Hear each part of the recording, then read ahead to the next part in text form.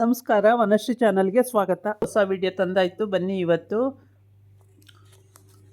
ವಸುದೇವ ಕುಟುಂಬ ಸೀರಿಯಲ್ಲು ಹೇಗೆ ಮೂವ್ ಆಗುತ್ತೆ, ಏನು ಸ್ಟೋರಿ ನೋಡೋಣ. ಅದಕ್ಕಿಂತ ಮುಂಚೆ ನಾನು ವಿಡಿಯೋಕ್ಕೆ ಸಬ್ಸ್ಕ್ರೈಬ್ ಮಾಡಿಲ್ಲ ಅಂದರೆ ದಯವಿಟ್ಟು ಸಬ್ಸ್ಕ್ರೈಬ್ ಮಾಡ್ಕೊಳ್ಳಿ, ಹಾಗೆ ಒಂದು ಲೈಕ್ ಕೊಡಿ. ಇವತ್ತು ಸ್ವಾತಿ ಮತ್ತು ತಾತ ಅಜ್ಜಿ ಕೂತು ಮಾತಾಡ್ತಾ ಇರ್ತಾರೆ. ಆವಾಗ ಅಲ್ಲಿಗೆ ರಾಗಿಣಿ ಎಂಟ್ರಿ ಆಗ್ತಾಳೆ. ಎಂಟ್ರಿ ಆಗಿ ಆಮೇಲೆ ತಾತ ಮತ್ತು ಸ್ವಾತಿ ವಾಕಿಂಗ್ ಹೋಗಿ ಬಂದ್ವಿ.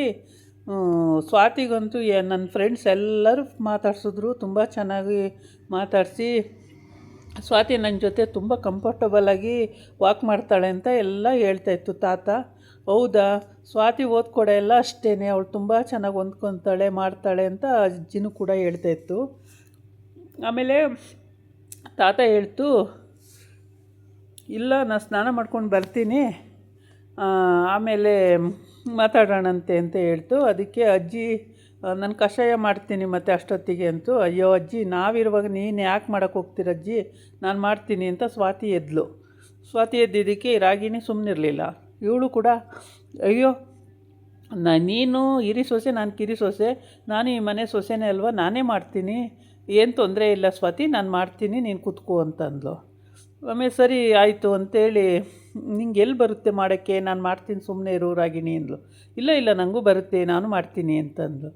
ಆಮೇಲೆ ಸರಿ ಅಂತೇಳ್ಬಿಟ್ಟು ನಡಿ ಮಾಡು, ನಾನು ಏನಾರು ಬೇಕಂದರೆ ಹೆಲ್ಪ್ ಮಾಡ್ತೀನಿ ಅಂತೇಳಿ ಸ್ವಾತಿ ಕರ್ಕೊಂಡು ಬಂದಳು. ರಾಗಿಣಿನ ಕರ್ಕೊಂಡು ಬಂದು ಸರಿ ಇಡು ಮತ್ತೆ ಅಂತ ಹೇಳಿದ್ಲು. ಏನಿಡಬೇಕು ಅಂದು. ಏನಿಡಬೇಕು ಅಂದ್ರೆ ನೀರಿಡು ಅಂದು. ಇವಳು ಜಗ್ ತೆಗೆದುಬಿಟ್ಟು ಸ್ಟವ್ ಮೇಲೆ ಇಡ್ತಾಯಿದ್ದಾಳೆ ನೀರನ್ನ, ಗ್ಲಾಸಿನ ಜಗ್ಗನ್ನ. ಅಯ್ಯೋ ಗ್ಲಾಸಿನ ಜಗ್ ಇಡ್ತಾ ಇದೆಯಲ್ಲ, ನೀರಿಡು ಕಾಯೋದಕ್ಕೆ ಪಾತ್ರೆಯಲ್ಲಿ ಅಂದ್ಲು. ಪಾತ್ರೆ ಇಲ್ಲ, ಓ ಪಾತ್ರೆಯಲ್ಲಿದೆ, ನನಗೆ ಗೊತ್ತಿತ್ತು, ನೋಡು ನೀನೇನಂತೀಯ ಅಂತ ಸುಮ್ಮನಾದೆ ಅಂತ ಅಂದರು.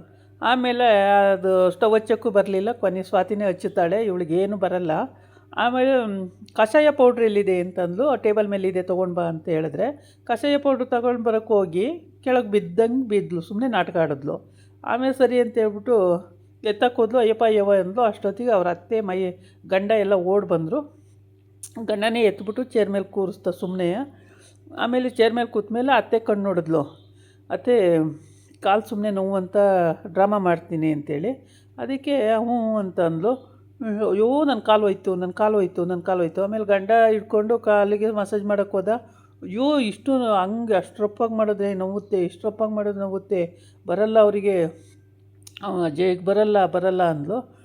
ಸರಿ ಹೇಳು ಮೇಲೆ ನಾನು ಮಾಡ್ತೀನಿ ಅಂತ ಅವ್ರ ಅತ್ತೆ ಅಂದ್ಲು. ಅವ್ರ ಅತ್ತೆ ಹೇಳು ಅಂತ ಹೇಳ್ಬಿಟ್ಟು ಆಮೇಲೆ ಕೂರಕ್ಕೆ ಹೋಗಿ ಅಯ್ಯೋ ಸೊಂಟನೇ ಆಗಲ್ಲ ನನಗೆ, ಸೊಂಟ ನೋವು ಬಗ್ಗಕ್ಕೆ ಆಗಲ್ಲ ಅಂದ್ಲು. ಆಮೇಲೆ ಬೇರೆ ಯಾರು ಮಾಡಿರೂ ಆಗುತ್ತೆ ಅಂತಂದು. ಬೇರೆ ಯಾರಿದ್ದಾರೆ ಮಾಡೋಕ್ಕೆ, ಸ್ವಾತಿ ನೀನೇ ಒಂಚೂರು ಮಾಡಿಬಿಡಮ್ಮ ಅಂತಂದ್ಲು ಅವ್ರ ಅತ್ತೆ. ಸರಿ ಅಂತ ಇವ್ರು ಕೂತ್ಕೊಂಡ್ಲು. ಎಣ್ಣೆ ಹಚ್ಬಿಟ್ಟು ಮಸಾಜ್ ಮಾಡ್ತಾ ಲಟಕ್ ಅಂತ ಮುರಿಯೋಳು. ಆ ಕಡೆ ಈ ಕಡೆ ಲಟಕ್ ಅಂತ ಮುರಿದ್ರೆ ಅಯ್ಯೋ ಕಾಲು ಹೋಯ್ತು ಅನ್ನೋಳು. ಮತ್ತು ಹೇಳ್ಬಾರ್ದು ಇನ್ನೊಂದು ದಿವಸ ಆ ಥರ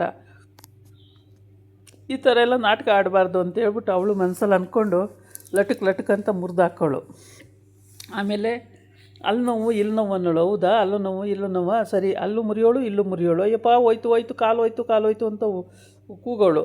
ಅದಾದಮೇಲೆ ಈ ಥರ ನಾಟಕ ಆಡೋರಿಗೆ ಹೀಗೆ ಮಾಡಬೇಕು ಅಂತ ಹೇಳ್ಬಿಟ್ಟು ಅವಳು ಐಡಿಯಾ ಮಾಡ್ಕೊಂಡಿದ್ಲು. ಸ್ವಾತಿ ಐಡಿಯಾ ಮಾಡ್ಕೊಂಡು ಆ ಥರ ಕಾಲು ಮುರಿದು ಹಾಕಿದ್ಲ. ಆಯಿತಾ. ಆಮೇಲೆ ಅಲ್ಲಿಂದ ಎದ್ದು ಎಲ್ಲ ಲಿವಿಂಗ್ ಹಾಲಿಗೆ ಬಂದಿದ್ದಾರೆ, ಕೂತಿದ್ದಾರೆ ಎಲ್ಲವ. ಸ್ವಾತಿ ಪುರೋಹಿತರಿಗೆ ಹೇಳಿದ್ದಾಳೆ. ಆಮೇಲೆ ಇವ್ರು 3 ಜನ ಮಾತಾಡ್ತಾಯಿದ್ರು, ಅತ್ತೆ ಸೊಸೆ ಮತ್ತು ಮಾವ ಎಲ್ಲ ಮಾತಾಡ್ತಿದ್ದರು. ವಿಷಯ ತಿಳ್ಕೊಂಡು ಸ್ವಾತಿ ಏನೇನೋ ಮಾತಾಡಿಕೊಂಡು, ಸ್ವಾತಿ ಅಲ್ವೇನಮ್ಮ, ಹೌದಲ್ವೇನಮ್ಮ, ಹಂಗಲ್ವೇನಮ್ಮ, ಹಿಂಗಲ್ವೇನಮ್ಮ ಅಂತಿದ್ರು. ಇವಳಿಗೇನು ಸ್ವಾತಿ ಕಾಯ್ತಾ ಇದ್ದಾಳೆ, ಯಾರಿಗೋ ನಾವು ಕರೆಯೋದು ಕೇಳಿಸ್ತಾನೆ ಇಲ್ಲ ಅಂತೇಳ್ಬಿಟ್ಟು ಅವ್ರು ಕಾಯ್ತಾನೆ ಅವರೇ. ಇವಳು ಕರೆಯೋದು ಕೇಳಿಸ್ತಾನೆ ಇಲ್ಲ. ಇವಳು ಅಲ್ಲಿ ರೋಡ್ ಬಾಗಿಲಲ್ಲಿ ನೋಡ್ತಾ ಇದ್ದಾಳೆ, ಇನ್ನೂ ಬರಲಿಲ್ವಲ್ಲ ಅಂತ ಹೇಳ್ಬಿಟ್ಟು. ಆಮೇಲೆ ಸ್ವಾತಿ ಅಂತ ಕರೀತಾರೆ. ಆವಾಗ ಅಜ್ಜಿ ಅಂತ ಬಂದ್ಲು. ಏನಮ್ಮ ಅಷ್ಟು ಕರೆದ್ರೂ ಕೇಳಿಸ್ತಿಲ್ವಲ್ಲ, ಅಲ್ಲೇನು ನೋಡ್ತಾ ಇದೆಯಮ್ಮ ಬಾಗಿಲ ಹತ್ರ ಅಂತಂದು. ಸ್ವಾತಿ ಅಲ್ಲೇ ನೋಡ್ತಾ ಇರ್ತಾಳೆ. ಸ್ವಾತಿ ಅಂತ ಎಷ್ಟು ಕೂಗಿದ್ರೂ ಅವಳು ಆ ಕಡೆ ಗಮನನೇ ಇರಲ್ಲ, ಆ ಕಡೆನೇ ನೋಡ್ತಿರ್ತಾಳೆ. ಆಮೇಲೆ ರಾಗಿಣಿ ಮತ್ತು ಅಜಯ್ ಇಬ್ಬರು ಬರ್ತಾರೆ ಕೆಳಗಡೆ. ಮತ್ತು ಪುರೋಹಿತರು ಬರ್ತಾರೆ. ಇವಾಗ ಎಲ್ಲರೂ ಕೂತು ಮಾತಾಡಬೇಕಾದ್ರೆ ಪುರೋಹಿತರು ಯಾಕಮ್ಮ ಈಗ ಅಂತ ಕೇಳ್ತಾರೆ ಅಜ್ಜಿ ತಾತ.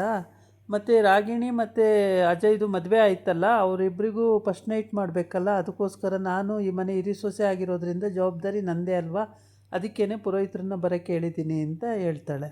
ಆವಾಗ ರಾಗಿಣಿ ಇಷ್ಟು ಬೇಗ ಅದೆಲ್ಲ ಯಾಕೆ ಬೇಡ, ಇನ್ನೂ ಒಂದು 6 ತಿಂಗಳು ಬೇಡ ಅಂತ. ಆಮೇಲೆ ಪುರೋಹಿತರಿಗೆ ಇದು ಬಿಟ್ಟರೆ ಮತ್ತಿನ್ಯಾವತ್ತು ಒಳ್ಳೆಯ ದಿನ ಇದೆ ಅಂದರೆ ಇನ್ನು 6 ತಿಂಗಳು ಒಳ್ಳೆಯ ದಿನ ಇಲ್ಲ ಅಂತ ಹೇಳ್ತಾರೆ ಪುರೋಹಿತರು. ಹಾಗಾದರೆ ಅಜಯ್ ಹೇಳ್ತಾನೆ ಬೇಡ ಬೇಡ ಅದು ಇವತ್ತೇ ಆಗಲಿ ಅಂತ. ಅದಕ್ಕೆ ಮಾತಾಡಿ ಎಲ್ಲ ಆಗೋಗುತ್ತೆ. ಆಮೇಲೆ ಇವರು ರೂಮಿಗೆ ಡೆಕೋರೇಷನ್ ಮಾಡೋಕ್ಕೆ ಹೋಗಿರ್ತಾರೆ ಇಬ್ಬರೂ, ಗಂಡ ಹೆಂಡ್ತಿ, ವಂಶಿನೂ ಮತ್ತು ಸ್ವಾತಿನೂ. ಅಲ್ಲಿ ಬೆಡ್ ಮೇಲೆ ಹೂವು ಹಾಕ್ಬೇಕಾದ್ರೆ ಜಂಪಾಗಿ ಕೆಳಗೆ ಬೀಳೋಕ್ಕಾಗ್ಬಿಡ್ತಾಳೆ. ಆವಾಗ ವಂಶಿ ಹಿಡ್ಕೊಂಡು ಹಂಗೆ ಮಂಚದ ಮೇಲೆ ಮತ್ತೆ ಹಂಗೆ ಹಾಕ್ಬಿಡ್ತಾನೆ ಅವಳನ್ನ. ಆವಾಗ ಮಂಚದ ಮೇಲೆ ಹಾಕಿ ಅವನು ಅದ್ರ ಮೇಲೆ ಬಿದ್ದೋಗ್ತಾನೆ. ಆವಾಗ ಕೈ ಉಳ್ಕುತ್ತೆ, ಎತ್ತಿ ಮೇಲೆ ಕೈ, ನನ್ನ ಬಾಡಿ ನಿಮ್ಮ ಕೈ ಮೇಲೆ ಬಿದ್ದಿದೆ ಅಂತ ಹೇಳ್ತಾಳೆ. ಅಷ್ಟೇ ತಾನೇ, ಎಲ್ಲೋದ್ರೂ ಏನೇ ಒಂದು ಖುಷಿ ವಿಷಯ ಹೇಳೋಕ್ಕೆ ಹೋದ್ರೂ ಕಿರಿಕ್ ಮಾಡೋದೇ ನಿನ್ನ ಸ್ವಭಾವ ಅಲ್ವಾ ಅಂತ ಹೇಳ್ಬಿಟ್ಟು ಸರಿ ಬಿಡು ಅಂತೇಳಿ ಬೈಕೊಂಡು ಅವನು ಡೆಕೋರೇಷನ್ ಮಾಡೋಣ ಬನ್ನಿ ಅಂತಾಳೆ. ಏನು ಡೆಕೋರೇಷನ್ ಎಲ್ಲ ಚಲೋ ಐತಲ್ಲ ಅಂತೇಳಿ ಅವನು ಹೋಗ್ತಾ ಇರ್ತಾನೆ. ಆದರೆ ಇವರಿಬ್ಬರದು ಯಾವ ಪ್ರಸ್ತನೂ ಆಗಿಲ್ಲ, ಯಾವ ಮದುವೆನೂ ಆಗಿಲ್ಲ. ಆದರೆ ಅವಳಿಗೆ ಪ್ರಸ್ತ ಮಾಡಬೇಕು ಅಂತ ಹೊರಟಿದ್ದಾಳೆ. ಏಕೆಂದರೆ ಅವಳು ಬೇಕು ಅಂತಲೇ ಮದುವೆ ಮಾಡ್ಕೊಂಡು ಬಂದಿರೋದಲ್ವ. ಪ್ರಸ್ತ ಆಗಬೇಕು, ಮದುವೆ ಆಗಬೇಕು, ಆ ಥರ ಏನೇ ಇಂಟೆನ್ಷನೆಲ್ಲ ಅವ್ರು ಬಂದಿಲ್ಲ. ಅವಳು ಬಂದಿರೋದೇ ಬೇರೆ ವಿಷಯಕ್ಕೆ, ಇವ್ರ ಮನೆ ಹಾಳು ಮಾಡಬೇಕು ಅಂತಲೇ ಬಂದು ಸೇರಿಕೊಂಡಿದ್ದಾಳೆ ರಾಗಿಣಿ. ಅದು ಅಪ್ಪನಿಗೆ ಇನ್ಫಾರ್ಮೇಷನ್ ಪ್ರತಿ ದಿವಸನೂ ಕೊಡೋದಕ್ಕೆ, ಆ ಥರ ಎಲ್ಲ. ಈ ಫಸ್ಟ್ ನೈಟು ಅರೇಂಜ್ ಮಾಡಿರೋದು ಇದ್ದಕ್ಕಿದ್ದಂಗೆ ಸರ್ಪ್ರೈಸು. ಹಾಗಾಗ್ಬಿಟ್ಟು ಅಜಯ್ ಅಮ್ಮಂಗೆ ಇಷ್ಟ ಆಗುತ್ತೆ. ಆದರೆ ಇವಳಿಗೆ ರಾಗಿಣಿಗೆ ಅದು ಇಷ್ಟ ಇಲ್ಲ. ರಾಗಿಣಿಗೆ ಇಷ್ಟ ಇಲ್ಲ ಅಂತ ಗೊತ್ತಾಗಿಯೇ ಸ್ವಾತಿ ಏರ್ಪಾಡು ಮಾಡಿದ್ದಾಳೆ. ಆದರೆ ಸ್ವಾತಿ ಮಾಡಿರೋದು ರಾಗಿಣಿಗೆ ಗೊತ್ತೇ ಇಲ್ಲದಿರೋ ಕಾರಣಕ್ಕೆ. ಇದಾಗಿತ್ತು ಇವತ್ತಿನ ವೀಡಿಯೋ. ನಾಳೆ ಇನ್ನೊಂದು ವೀಡಿಯೋ ಜೊತೆ ಬರ್ತೀನಿ. ನಮಸ್ಕಾರ.